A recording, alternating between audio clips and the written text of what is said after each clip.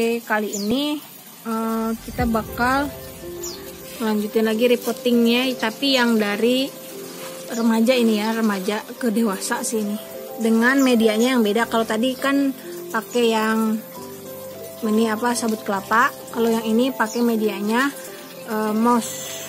Terus pakai sopot juga. Oke, silahkan ya. Oke, yang kedua adalah kita coba sama-sama sharing ya tentang bagaimana repotting untuk anggrek yang ukurannya potnya lebih besar ya.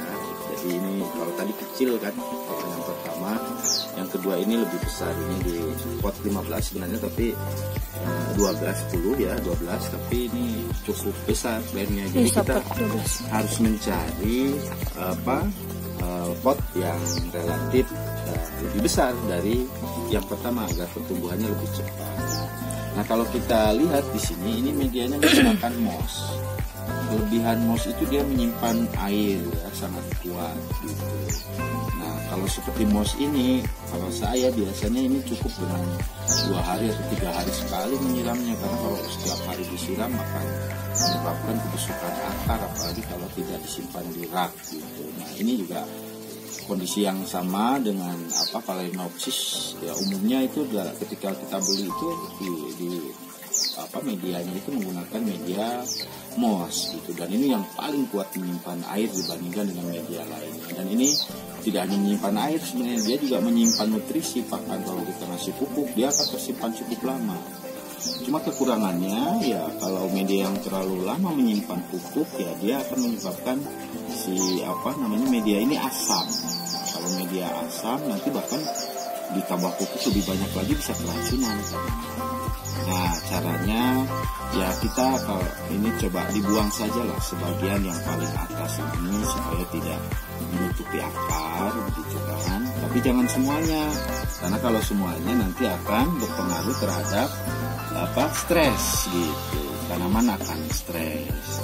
Nah, seperti di yang tahap 1 tadi untuk yang seedling, ya kalau saya sih lebih suka akarnya itu kelihatan kalau akar yang di atas gitu. Karena kita bisa mengontrol kesehatan akar. Nah, kita kupas sedikit gitu, kita kurangin sedikit saja. Jangan banyak-banyak, karena kalau banyak juga ya itu tadi dia perlu adaptasi yang lebih lama lagi nanti untuk berkembang. Si ininya, misalnya kalau kita ambil semuanya, kita ganti dengan yang baru, adaptasinya tidak cukup 1 minggu dia untuk tumbuh akar baru lagi gitu kan. Jadi artinya kita akan lebih menunggu lebih lama lagi. Kita cukup kurangin saja gitu kan. Yang penting tidak merusak akar yang sudah tumbuh gitu. Ini kenapa? Ini busuk atau apa? Ini bukan busuk, ini karena terlalu lama ini tumbuh lumut. Jadi lumut. Sebenarnya lumut-lumut ini nggak terlalu mengganggu juga. Kalau saya bahkan lumut-lumut banyak gitu. Tapi kalau terlalu menutupi akar ya daya serap akar juga akan semakin berkurang, karena tentunya dimakan dulu oleh lumut yang di atasnya. Nah, jadi kita bersihin akan lebih bagus. Tapi hati-hati, itu kalau membuat akar putus ya itu akan membuat tanaman stres. Sama seperti tadi, ya karena ini moss ya kita berikan lapisan dasarnya ini lagi arang gitu. Arang itu paling bagus menyerap air. Jadi kalau kelebihan air di moss itu bisa diserap oleh arang yang di bawah. Dan dengan arang ini kita lihat, nah arang ini kan tidak rapat gitu, jadi ada aerasi udara. Ada sela-sela gitu. Ya. Sela-sela aerasi itu penting bagi sirkulasi ya. Iya, sirkulasi udara itu penting bagi tanaman anggrek, karena kalau tidak dia akan susah bernapas, karena akar juga akar anggrek itu juga butuh udara untuk ini. Nah, kita cari posisi yang enak ya supaya dia si tanamannya itu bisa berdiri dengan ini. Karena ini medianya moss, saya tidak menggunakan pakis. Karena udah ada ya. Karena udah cukup banyak di sini untuk menyerap air begitu. Bahkan nanti kalau sudah dewasa atau sudah berbunga, kalau mau repotting lagi, ini semakin dikurangi lagi media mossnya. Karena ya itu akan bisa menyebabkan busuk akar juga sebenarnya kalau kita belum benar-benar memperhatikan bagaimana cara penyiramannya yang tepat gitu. Karena ini biasanya untuk di guest house ya, mereka menggunakan ini karena sudah memiliki SOP yang standar, menyiram sehari berapa kali, pupuk berapa cc dan sebagainya. Tapi kalau kita kita kan skala rumah tangga hobinya. Jadi ya kita dengan pengetahuan yang terbatas yang mencoba agar anggrek bisa tumbuh tapi juga bertahan dengan baik. Nah, kita cukup di ini aja, sama seperti tadi kita tahan supaya si medianya ini berdiri. Jadi nggak usah lagi pakai pakis atau apalagi pakai moss lagi. Bahkan lebih baik pakai yang menyerap air lebih kuat dan melepas juga lebih kuat ya. Contohnya ini arang, dia menyerap cepat tapi juga melepas cepat. Dan juga aerasi juga menjadi baik, udara akan keluar masuk, sirkulasinya bagus.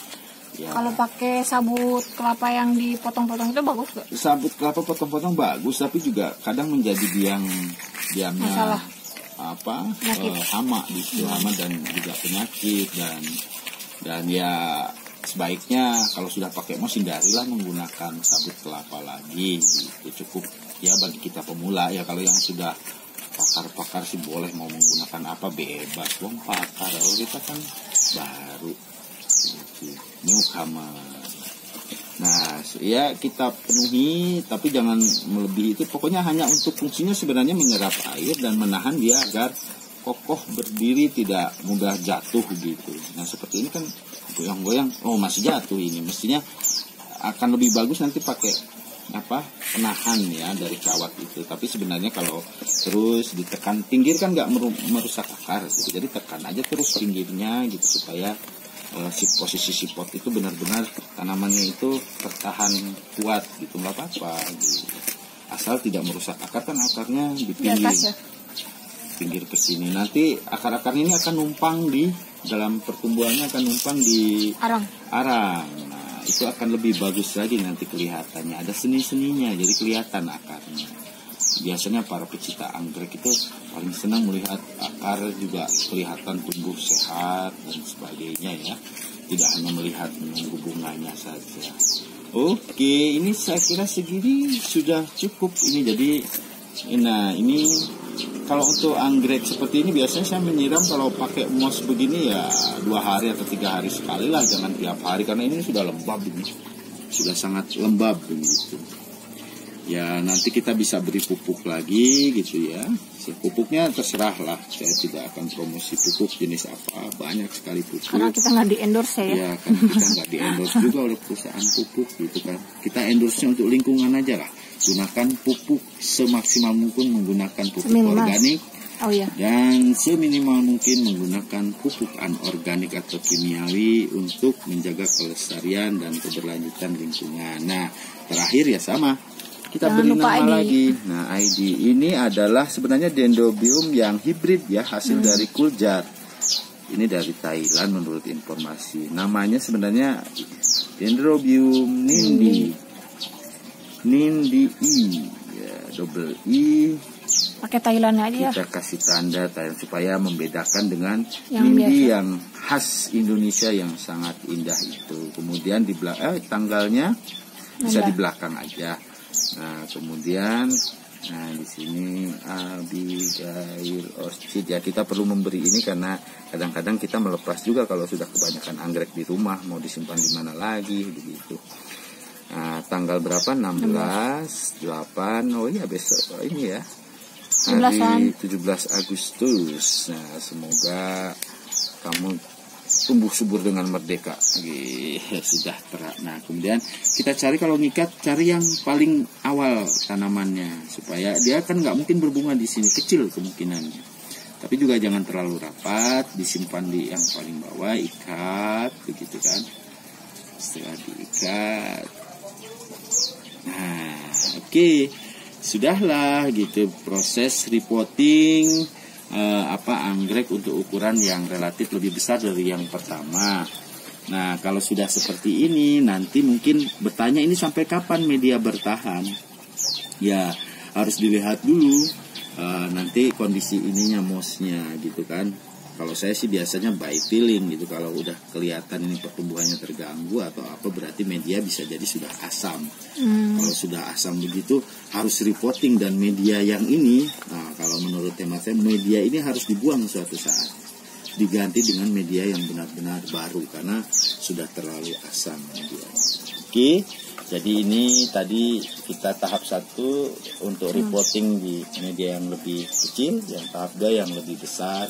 Ya pada intinya sama saja begitu, hanya tadi kan Medianya perbedaan media ini dan bagaimana cara perlakuannya supaya kayaknya posisi penempatan ini sudah ini, nanti kan tumbuh sini bisa jadi nanti tumbuh ke sini, makanya dipepetin ke sini. Karena sinar matahari juga ngaruh ya buat pertumbuhan. Ya pertumbuhan. Iya, karena maka dendrobium itu sangat membutuhkan sinar matahari yang memadai, bahkan bisa sampai 70%, bahkan di beberapa GH ada yang bukan GH, bahkan di antara para hobis yang membiarkan mereka full sun and full rain, jadi bebas kena air dan bebas kena matahari, jadi tidak pakai pelindung. Sebenarnya bisa tahan, tapi harus diperlakukan dengan secara pelan-pelan bertahap. Jadi misalnya pertama baru datang ini pasti dari GH kan minimal dia paling hanya berapa?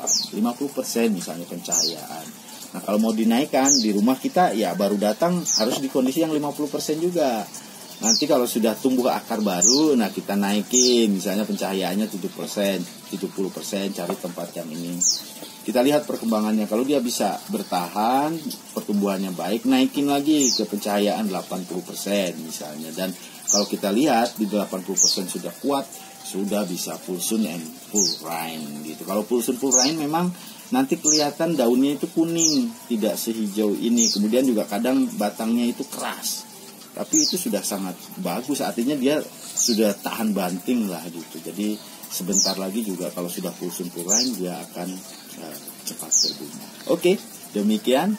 Terima kasih. Semoga bermanfaat bagi para pecinta dan hobi anggrek di Indonesia dan all around the world. Selamat merawat dan memelihara anggreknya dengan penuh kasih sayang dan cinta.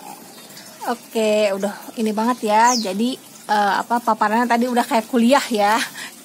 Nih, jadi ini hasil reporting kita kali ini. Kalau saya jadi sebagai pembawa acara hari ini. Oke, terima kasih Pak Rais, ayahnya Abigail dan Sophia. Oke, semoga bermanfaat ya guys. Ketemu lagi di informasi dan video selanjutnya. Jangan lupa subscribe, like sama komen kalau ada yang mau bikin video apa ya. Oke, kasih. Assalamualaikum. Waalaikumsalam warahmatullahi wabarakatuh.